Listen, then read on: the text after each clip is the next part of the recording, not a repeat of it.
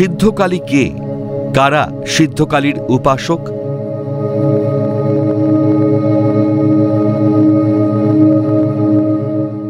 সৃষ্টির অনাদি অনন্তকালকে সুশৃঙ্খলভাবে ধারণ করে যিনি পরিচালনা করেন তিনি হলেন মহামায়া।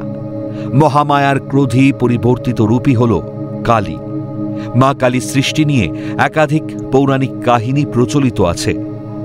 দেবী দুর্গা যখন চণ্ড ও মুণ্ড নামক দুই অসুরকে পরাজিত করতে গিয়েছিলেন তখন তিনি ভীষণ ক্রোধে জ্বলে ওঠেন। সেই ক্রোধের বহিঃপ্রকাশ হিসেবেই তার কপাল বা তৃতীয় নেত্র থেকে জন্ম নেন এই কৃষ্ণবর্ণা দেবী, যিনি হলেন কালী। কালের বিবর্তনের যুগে যুগে বিভিন্ন সময় অনাচার সৃষ্টিকারী অসুরকে বধ করতে মা মহামায়া কালী রূপ ধারণ করেছেন।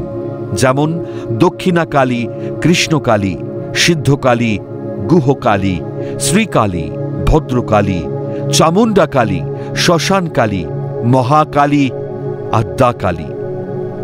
আজ আলোচনা করব মা সিদ্ধকালী নিয়ে।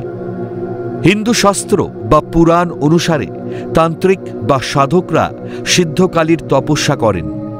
গৃহস্থের বাড়িতে সিদ্ধকালীর পূজা হয় না। তিনি মূলত সিদ্ধ সাধকদের ধ্যান আরাধ্যা। কালীতন্ত্রে দেবীকে দ্বিভুজা রূপে কল্পনা করা হয়েছে। অন্যত্র তিনি ব্রহ্মরূপা ভুবনেশ্বরী।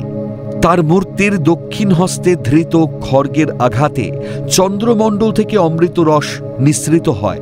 সেই অমৃত রস বাম হস্তের কপাল পাত্রে ধারণ করে পরমানন্দে পান করেন দেবী। তিনি শালঙ্কারা। তার দক্ষিণ পদ শিবের বুকে ও বাম পদ শিবের উরুদয়ের মধ্যস্থলে সংস্থাপিত।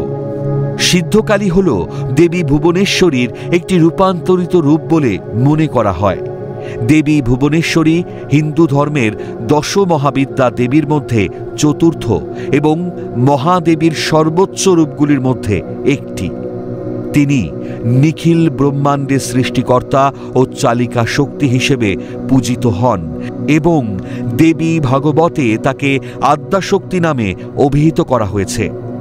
এই দেবী শক্তি, জ্ঞান ও সম্পদে আশীর্বাদ প্রদান করেন এবং জাগতিক জগতের সমস্ত শক্তির প্রতীক হিসেবে বিবেচিত হন। সিদ্ধকালী হলেন দেবী কালীর একটি রূপ, যিনি তন্ত্র সাধকদের কাছে অত্যন্ত গুরুত্বপূর্ণ এবং সাধারণত গৃহস্থ বাড়িতে এর পূজা করা হয় না। সাধকরা সিদ্ধিলাভের জন্য এই দেবীর আরাধনা করেন। তিনি সাধারণত দুটি হাতযুক্ত এবং ভুবনেশ্বরী নামেও পরিচিত।